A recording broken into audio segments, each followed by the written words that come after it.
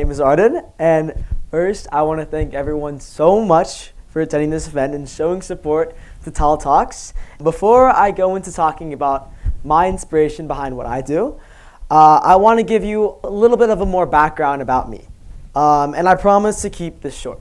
I started volunteering around 10 years ago when my parents started taking me to soup kitchens to serve food to the homeless. As I grew up, I became more and more involved with volunteering, and I invested in giving back to the community. And 4 years ago, I created my organization, Sports4Kids. Our mission is to allow the youths to better the lives of the low-income and homeless through athletics and community engagement. We basically offer free sports clinics to Title I schools in San Diego in need. I started Sports4Kids because I saw a need in an elementary school where I was previously volunteering at. The principal told me how they had to let go of their athletics coach because of budget cuts. So I talked to the principal after school, and I started coming to that school every single week, every Wednesday, from 3:30 to 4:30. The first year, it was only my mom and I. And what I did is I went to this school for an hour, and I coached 6 to 8 kids how to play basketball. And these kids had no previous opportunity of playing basketball at the school because of the budget cuts that had happened. I wanted to continue after the school year was finished and Sports4Kids was born. Now, since then, after doing research and contacting different elementary schools in San Diego, we currently run weekly programs at 7 different elementary schools in San Diego. And now we have a professional coach alongside assistant high school volunteers coaching these students on how to play basketball and soccer. And in each one of our sessions, each one of our clinics per week, we coach between 30 to 40 students. Now, I was told to inspire you, and I can tell you about how my organization has raised over $300,000 to put towards our clinics, and how we've introduced more than 750 low-income students to these athletic opportunities. But I want to stray away from those impact numbers and talk a little bit more about some of the impact stories I have witnessed from running Sports4Kids. For me, I find these inspirational stories a lot more valuable and a lot more motivating for me to continue doing what I'm doing. And I would love to share them with you today. So first, I'm going to talk about a kid I met named Abraham. I was introduced to Abraham around 3 years ago. My first impression of him was that he was the type of kid who was very shy and reserved. The type of person who would go an entire class without raising their hand. The type of person who has a lot of built-up feelings inside, and he's never shared them because he's just too embarrassed by them. And I think we can all relate to that a little bit. We are all scared of sharing our true feelings, and growing up in an unstable, low-income household, it was even harder for Abraham. Lastly, one thing you should know about him is that Abraham was born with a leg deformity, which will forever affect his ability to walk and play sports. When I first observed Abraham during our sports clinics, he wasn't very engaged. The principal at school told me that Abraham had never really played any type of sports before. Even during recess, he would just sit out by the seats and read a book. And for the first couple of weeks during the clinic, I didn't think much of him. And I thought he would just continue to give half his effort and sit out for most games the entire school year. And I was very, very wrong. Now, don't get me wrong, it started off very, very slow. During the first couple practices, Abraham didn't really do anything.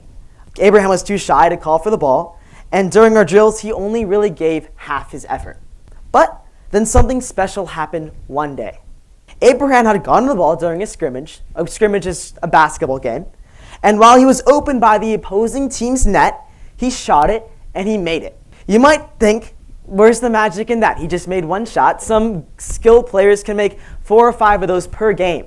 And I mean, there's some truth to that, but I do believe something special happened. Because practice by practice, Abraham gained a footing in basketball and got more and more comfortable. During one practice, he would run a little faster and engage with his teammates just a little bit more. And during the next, he would be getting assists and start actually scoring for his team. I couldn't be more impressed. By the last practice of that school year, Abraham looked like he'd been playing basketball for years. He was calling out for his team for his pass, and then taking that pass and then scoring a layup or a three-pointer. The principal was astonished with Abraham's improvement. He told me he would never have expected this type of change in Abraham's ability to play sports. And I'm so grateful to be a part of that change for Abraham. And this person right here is Abraham. He's in all black, and you can see him also again right here. And this is one of our clinics that we were hosting. I want to talk to you about another student I met 4 years ago, and his name is Dijon. Dijon is a polar opposite of Abraham, because when I first met him, he was an amazing basketball player. By far the most skilled player at our session that year. When he was playing basketball, he just looked like he filtered out every other thought, and he was just focused on scoring. He is the type of person to be so skilled in something, but have no idea of their gift. Dijon had never played for any club or any school team before. With his family situation at home, from what the principal told me, his parents couldn't drive him to clubs or to school games, let alone afford to take Dijon to a local basketball club. And when I asked Dijon if he ever considered playing basketball for high school, he says he didn't really think much of basketball as more than just a hobby. And I respect that decision. But I feel like if he were ever to change his mind in the future when he does go to high school, because all these students right here are in middle school and elementary school, then I wouldn't want him to regret not practicing during the time he was in middle school. So my other coach and I decided to help Dijon get better and better at basketball. Dijon, again, is a gifted basketball player, but he does have a lot of flaws. For starters, he did not want to pass the ball, which made him particularly unpopular among other players. And his shooting form was sloppy and inconsistent. He would be making a lot of points one day, but then the other day he would really be missing a lot of his shots. But after working with him during the season, Dijon grew and grew and grew as a basketball player.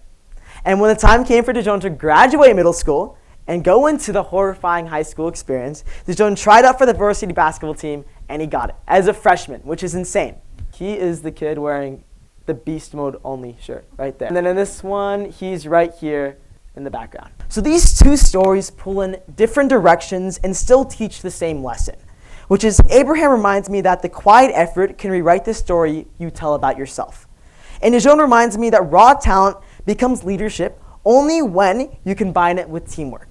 Both also remind me why volunteering matters. It's not about fixing everything. And these are two stories of immense change, and I love telling them to anyone I talk to about my organizations. But I want to share something I don't put on my organization flyers and talk to like people. And the part that I don't really talk about at all. The truth is, at least in my organization, it's not always good story after good story. And I've unfortunately witnessed a lot of less inspiring and really sad stories from some of my students.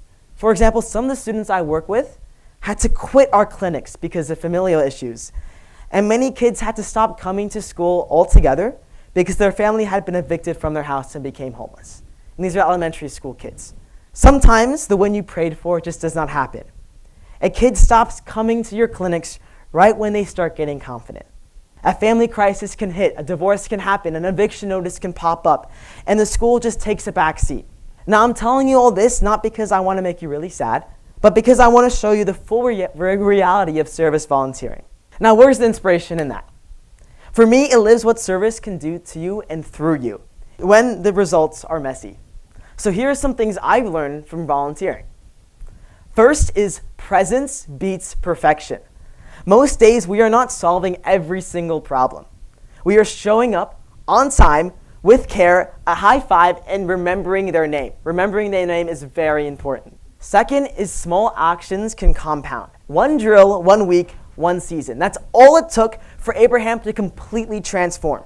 He stacked tiny little wins across every single week until he gained a really strong footing into basketball. Third is community multiplies impact. I am only one person, and Sports4Kids works with parents, volunteers, and other organizations to create our change. We have over 7,500 volunteer service hours. We work with over 25 foundations which have donated to us. It takes a village to really create a change, and I'm very adamant about that. I run the same drills and the same affirmations, and sometimes I wonder if anything is ever landing. This is where a lot of us would want to quit when volunteering, because we think progress should always be linear. And it's not. It's a really, really messy graph. And it has with jumps and has dips and long, really, really long flat parts, which can really dismotivate most people. But volunteering teaches you how to show up during those flat parts. And that's how you create real change, even when it gets really dry. I used to think inspiration was a really big feeling you get at the end of a perfect day. And now I think inspiration is a choice you make at the beginning of a normal one. You get up and you go and you give what you have to these students, at least for me. And some days the results are bright and some days they are quiet, but they both matter in the long run. That is my perspective on volunteering. And it's not about fixing people, it's about standing with people. It's not about the big moments, it's about the faithful ones and always being there for that person. So in conclusion, yes, in volunteering, there are definitely sad parts. And there are heavy parts. The hard parts do not cancel out the good. I think it's always important to acknowledge both types of stories. If you remember one thing from today, I want you to remember this. You do not have to fix everything to change something. All I want you to do is when you're volunteering, I want you to show up, and I want you to stay kind, and I want you to stay consistent. Because that's how the real work lives. And that's how real change happens. Thank you so much.